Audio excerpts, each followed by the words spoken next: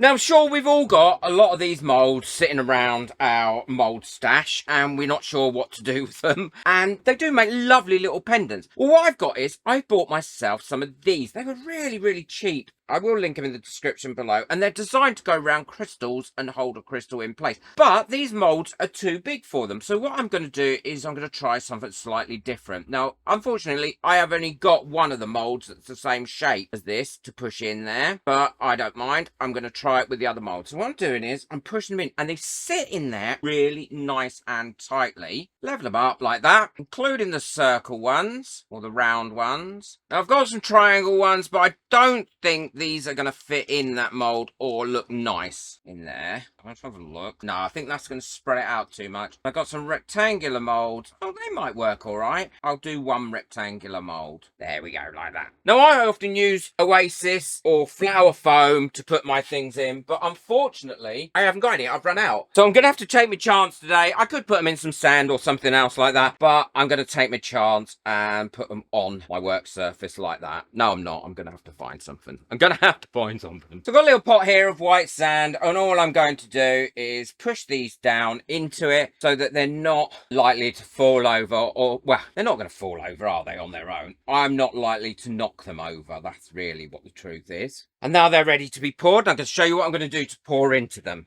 These are all ready now. They're sitting in there for me to pour in the resin. What I'm going to be doing is I'm going to be using the 3 times UV resist brilliant resin, and it's a nice and thin resin as well, which is ideal for this because I'm going to want to put this in using pipettes, and I'm going to put some different colours in and mix that around and see what happens as well. And this resin is non-flammable, bubble-free, it's a 1-to-1 ratio, odourless, self-levelling and crystal clear. And it is really crystal clear. I think it works brilliantly. I use it an awful lot and it cures lovely and hard, which is ideal for jewellery. So let's get our gloves on, because PPE first, everybody, always, don't forget. Got my mask on. You can probably already hear me sounding as if I'm like Darth Vader with a cold. And now I'm going to mix this up. I'm not going to need too much for this, I don't think. These don't take an awful lot of resin, so I'm going to mix up about 80 ml for this amount. And just a little tip for you, in case I've not shown this for a while. Whenever I'm mixing up resin in a jug like this, it's always quite difficult to see the marks. But it's not difficult to see the resin when you're putting it in. So I always go over it like that with a marker pen.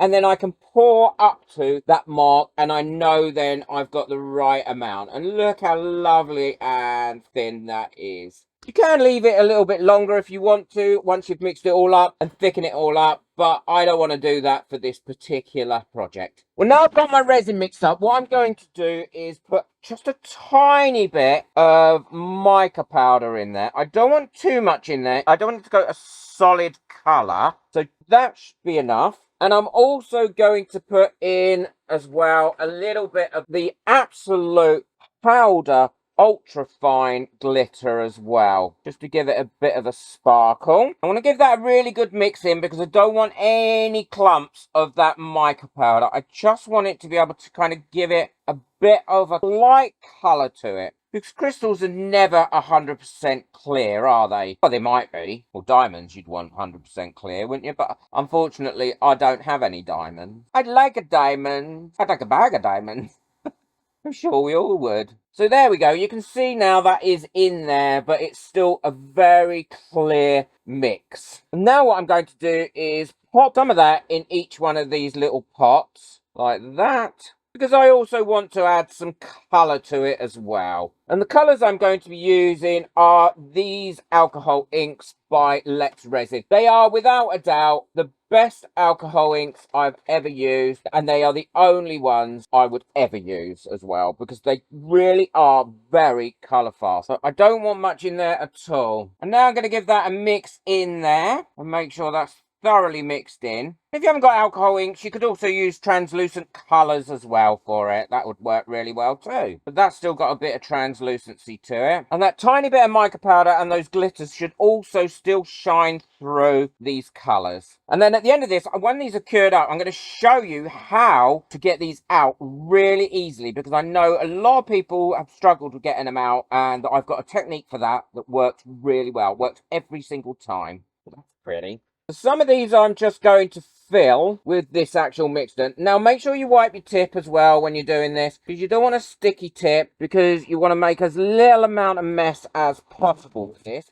You want to keep using that sand over and over again. Then what I'm going to do is fill these up so it just is beyond the actual fitting that's in there. Some of them I'm going to fill up like this all the way, and others I'm going to put a bit in like that and put a bit in of a different color. Then I didn't wipe my tip and now I got that everywhere. And then with the base color, and then fill that one up like that. So I'm going to go ahead, I'll finish these off, and then I'll come back in a sec. Well, they've all poured now, and all I'm going to do is a couple of them where I have put in multicolours. I'm just pushing a stick in there, and this is just one of the micro brushes that I use, and pushing some of that resin down and mixing it up a little bit. And all I did is took the tip off the end, and where I've got a little bit now that just needs to be filled up, I'll just pop a bit of the semi-clear in there. Now, I leave these overnight to cure up, and we'll come back. I'll show you how easy it is to demold them without any effort at all, and we'll have a look and see how it's worked with these tops on. Well, these have all cured now, and they are nice and hard. All I'm going to do is knock a bit of the sand off that's stuck to the mould.